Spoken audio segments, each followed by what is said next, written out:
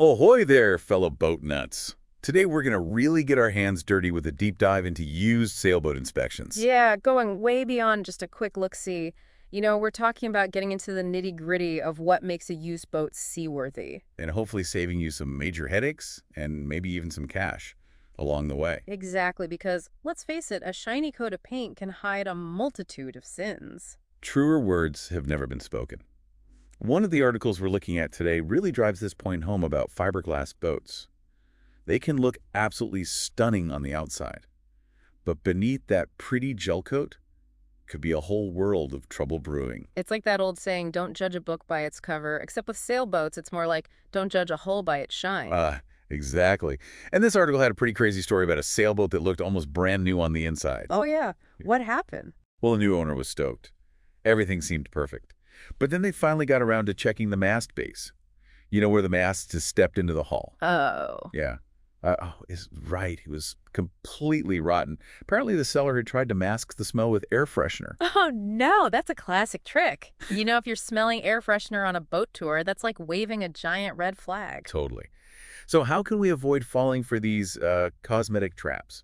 What's the key to seeing past the superficial sparkle and really assessing a boat's structure? It all comes down to understanding how sailboats are built, where their strengths are, but more importantly, where those potential weak points might be hiding.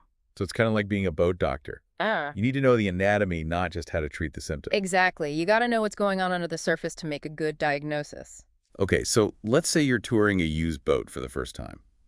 What's the very first thing you should check, even before you get swept away by the allure of the open sea? It's funny you should say that, because it all starts with something most people probably don't even think twice about, that entry hatch. The entry hatch. Now, that's starting at the very beginning. You got it. That hatch can actually tell you a lot about the owner's overall maintenance habits. Really? How so? Think of it like this. If that hatch is a struggle to open, if it feels jammed or has loose screws or just seems flimsy, well, that's a sign that the owner might not sweat the small stuff.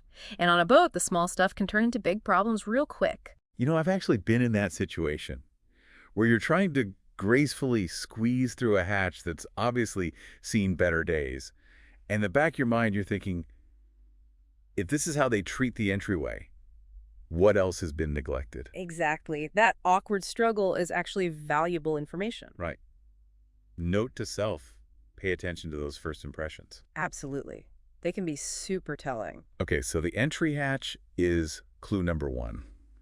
Once we're actually inside the boat, what should we be looking for? Well, the quality of the carpentry is always a good place to start. Makes sense. A well-maintained interior probably means the owner has taken good care of the rest of the boat, right? Kind of have a look the fuck. Take a close look at the varnish. Is it smooth and even? Or are there rough patches, maybe signs of neglect? Right, like water stains or chipped varnish. Yeah, exactly. Then check the condition of any wood paneling. Does it look well maintained? Or is it showing signs of moisture damage? These might seem like small details, but they can really tell you a lot about the overall care and attention the boat has received, huh? Exactly. It's all about the big picture. Speaking of the big picture, the article also mentioned something about ceiling panels. Why are those so important? Yeah. The ceiling panels, you absolutely want to make sure those are removable, not glued down. Really? Why is that? Well, imagine being caught in rough seas and you discover a leak. Oh, no. Right. The last thing you want is to be wrestling with glued down panels when you need to access a potential problem area. Talk about adding insult to injury. So removable panels equal easy access for those just-in-case moments. Exactly. You want to be prepared. Okay, so we've checked the entry hatch, inspected the interior carpentry, made sure those ceiling panels are removable. What's next on our sailboat inspection adventure? Now let's move on to the bulkheads, which are like the internal walls that divide the hull into different sections. They play a vital role in providing structural support, kind of like the walls in your house. Okay, so they're like the backbone of the boat. What should we be on the lookout for when inspecting the bulkheads? So one of the key things is to check how the bulkheads are attached to the hull itself. Okay, and how are they attached? They're often secured using these strips of fiberglass, almost like super strong tape. More strips mean a stronger, more secure bond. So more strips equal a stronger hold. Is there like a minimum number of strips we should be looking for? Well, a single strip might seem okay, but imagine building a house and only using one nail per board. That doesn't sound very safe. Right. Not at all. Multiple layers of fiberglass provide that extra strength and peace of mind, especially when you're out battling the elements. Makes sense. Multiple layers it is. Now, the article also mentioned something called hard spots on the hull.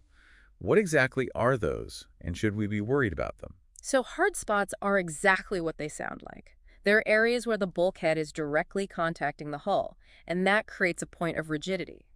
Rigidity, is that a bad thing? It can be.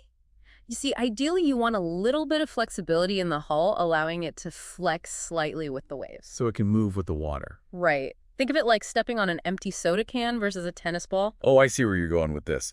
The can's going to crumple under pressure. Yeah. Exactly. And that's kind of what can happen to a hull with too many hard spots. It disrupts that natural flex and can make it more susceptible to cracking under stress. Ouch. A cracked hull is definitely not on the wish list. So we're looking for a nice, even distribution of support, no hard spots. This is fascinating stuff.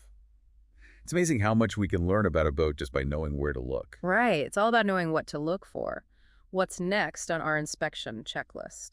Let's see. We've covered the hull. We've talked about the bulkheads. What about the part where those two meet? You know, where the hull meets the deck. Ah, you're talking about the hull deck joint. That's a critical one for sure. Yeah, that sounds like a pretty important connection. It is. It's where the two major parts of the boat come together, so you want to make sure they're holding hands tightly, so to speak. Okay, I'm picturing this whole deck handshake. What should we be looking for to make sure it's a firm grip? Well, you definitely don't want to see duct tape and hope. No, I'd imagine not. The article recommends looking for bolts and nuts, ideally spaced about 15 centimeters apart. Think of it like this. If the hull and deck are those hands we were talking about, closely spaced bolts are like a firm, reassuring grip, while rivets are kind of like a flimsy, fingers-crossed approach. Okay, I'm getting a clear visual there. Okay. So bolts over rivets, and the closer together the better. What about leaks? Everyone always talks about leaks. How can we spot those sneaky drips? Great question.